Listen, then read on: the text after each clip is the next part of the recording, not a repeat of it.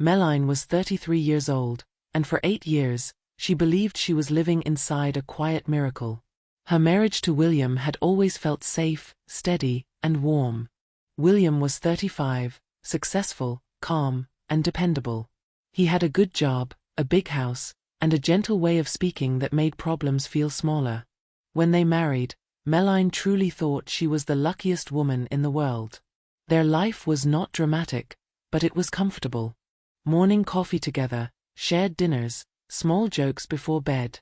Love, she believed, was supposed to feel like this, peaceful and reliable. For a long time, nothing seemed wrong. William worked hard, and Meline respected that. She never doubted his loyalty or his heart. He was the kind of man people trusted easily. But slowly, so slowly that she almost missed it, small changes began to appear. William started coming home later than usual. Sometimes it was just an hour, sometimes much more. When his phone rang, he would step into another room. When she asked, he smiled gently and said the same things every time. "Traffic was terrible today." Or, "I had to meet a client last minute." At first, Meline didn't question him. She told herself that good marriages didn't break because of late dinners or missed calls. She reminded herself how lucky she was. She didn't want to become the kind of wife who checked phones or counted minutes. Trust, she believed, was the strongest part of love. Still, a quiet doubt began to settle in her chest, soft but persistent, like a shadow she couldn't ignore. One night, William came home after midnight. Meline had cooked dinner and waited, the food long cold on the table. When she asked where he had been, his voice was calm, but his body wasn't. His hands were shaking slightly. His eyes looked tired in a way she had never seen before. "Just work, Meline," he said softly. "Please don't worry." But she was already worried. Something felt wrong, even though she couldn't explain why. When William went to take a shower, the house became quiet. Meline sat alone on the bed, her heart beating faster than usual. She told herself not to do it. She told herself she trusted her husband. But for the first time in 8 years, she picked up his phone. The screen lit up, and her breath caught. There were messages from a woman named Claire. Smiling emojis. Warm words. "Thank you for staying with me again today. I had such a wonderful time." Meline felt the ground disappear beneath her feet. In that moment, she was certain of one thing: her perfect marriage was a lie, and her heart had just discovered the deepest betrayal of her life. Meline did not sleep that night. She sat on the edge of the bed, holding William's phone in her shaking hands, reading the same messages again and again. Smiling emojis. Warm words. Gratitude that sounded too intimate to be innocent. Every sentence felt like a small knife, cutting deeper into the 8 years they had built together. When William came out of the shower, his hair still wet, his face tired, he froze the moment he saw the phone in her hands. "Who is Claire?" Meline asked. Her voice was quiet, but it trembled with something dangerous underneath. William's eyes widened. "Meline, please. Let me explain." "Explain what?" she snapped, standing up.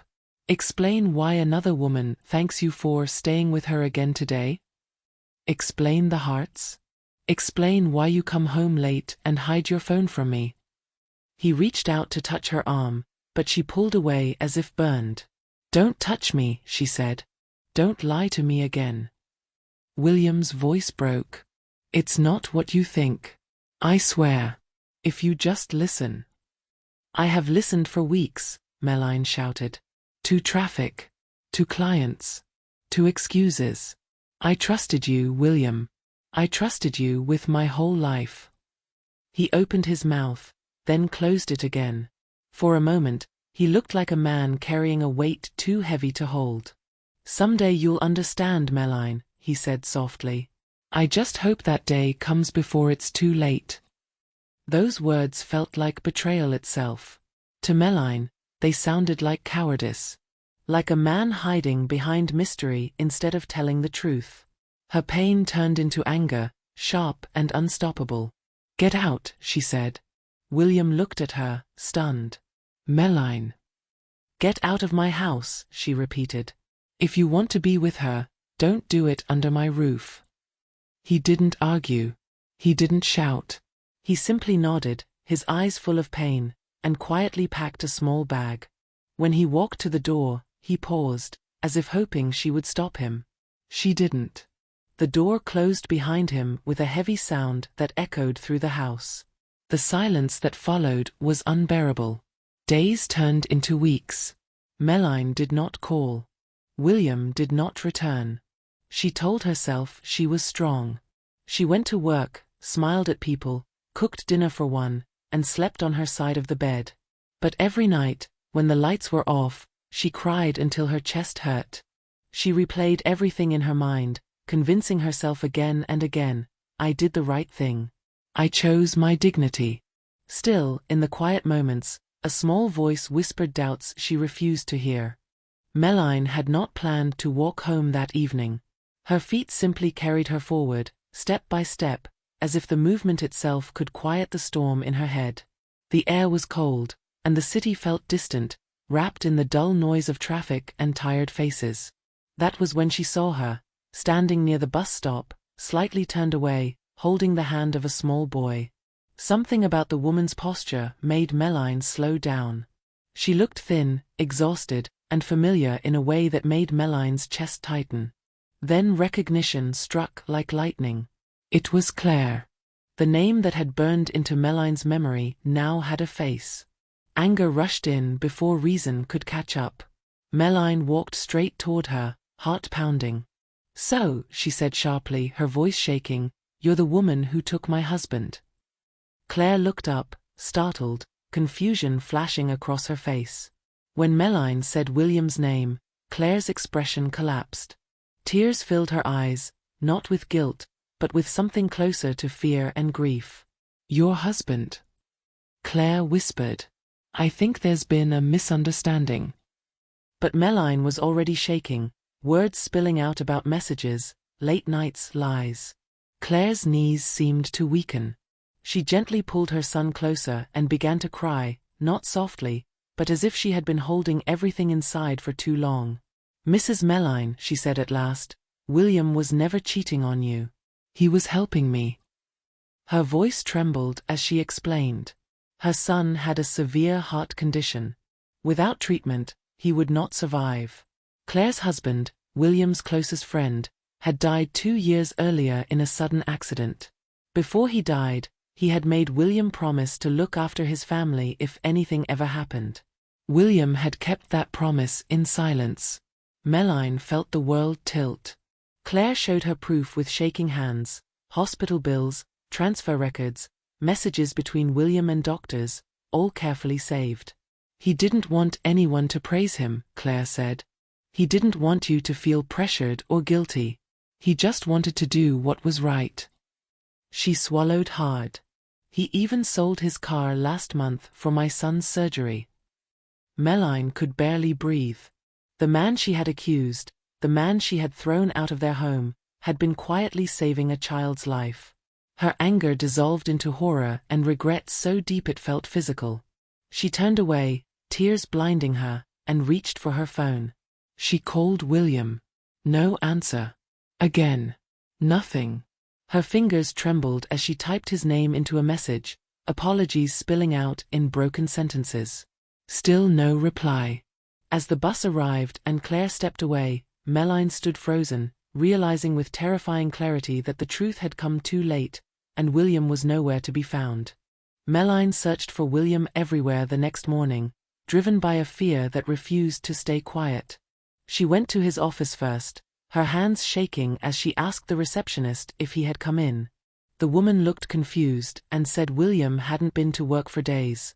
A colleague mentioned, almost casually, that he had taken time off and left the city for personal reasons. Those words echoed in Meline's mind. Personal reasons. She tried his friends next, calling numbers she hadn't dialed in years. One of them finally answered and told her William had gone to another city to clear his head. No one knew when he would be back. Guilt pressed down on her chest with every step she took. She replayed that night over and over. The way she had shouted, the way she had refused to listen, the door she had slammed shut on the man who had shared her life for 8 years. She remembered his tired eyes and the softness in his voice when he said, "Someday you'll understand." Now she understood, and the understanding hurt more than anger ever had. 2 days later, her phone rang while she was sitting alone at the kitchen table, staring at a cold cup of tea. The voice on the other end was calm, professional, and terrifying. "Mrs. Meline, this is the hospital. Your husband has been in an accident." The words broke her. Her heart seemed to stop, then race all at once. She grabbed her coat and ran, barely aware of the world around her. At the hospital, the smell of disinfectant and the sound of machines filled the air.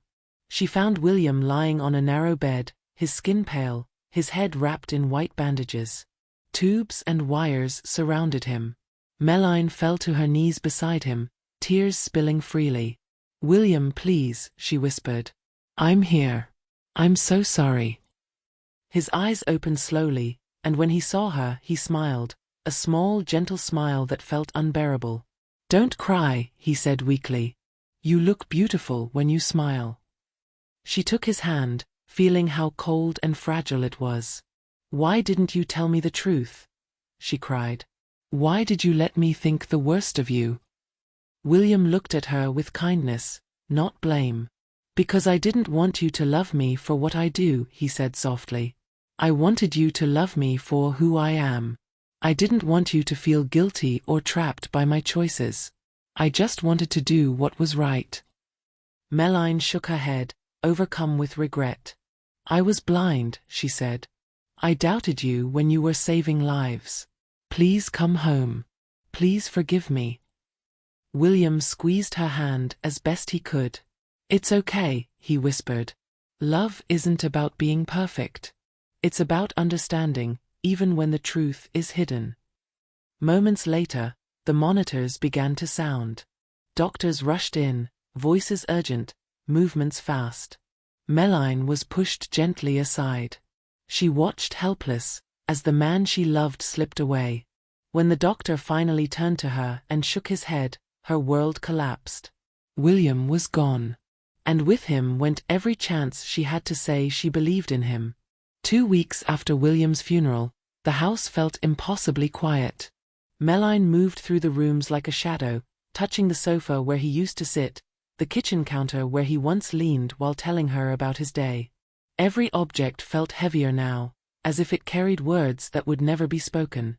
One evening, while sorting through William's bag from the hospital, she found a folded letter tucked carefully inside. Her hands trembled as she opened it. The letter was written in William's familiar, steady handwriting. He did not blame her. Not once. He wrote that he understood her anger, her fear, her doubt. He said love was never about being flawless, but about trying to do what was right, even when it was misunderstood. He told her not to live in guilt, not to punish herself with endless what-ifs. "Live kindly, Meline," he wrote. "That is how you keep me alive." She pressed the letter to her chest and cried until there were no tears left, only silence and a strange, aching clarity. 2 years passed. Life did not become easy, but it became honest. Meline kept her promise to William. She visited Claire and her son often. The boy grew stronger, his laughter filling the small apartment like sunlight. He called her Aunt Meline, and every time he smiled, she saw William's quiet kindness reflected back at her. In those moments, the pain softened into something gentler, still there, but no longer destroying her. With time, Meline understood what she had missed before. Love does not always arrive with explanations. Sometimes it hides behind tired eyes, late nights, and silence meant to protect rather than deceive. William had not asked for praise or forgiveness. He had simply acted, believing that love was something you did, not something you announced. There were nights when regret still returned, sharp and unforgiving. But Meline learned not to run from it. She let it teach her. She learned that suspicion, once fed by fear, can destroy even the purest intentions. She learned that trust is fragile, and once broken, it cannot always be repaired in time. Standing by the window one quiet evening, Meline whispered into the darkness, "I see you now." It was not a plea, not a cry of pain, but a promise, to listen more carefully, to love more bravely, and to never let fear speak louder than truth again. Sometimes love is quiet. And when we don't listen carefully, we lose it forever. If this story made you reflect on trust, sacrifice, and true love, stay with us for more emotional English stories that touch the heart.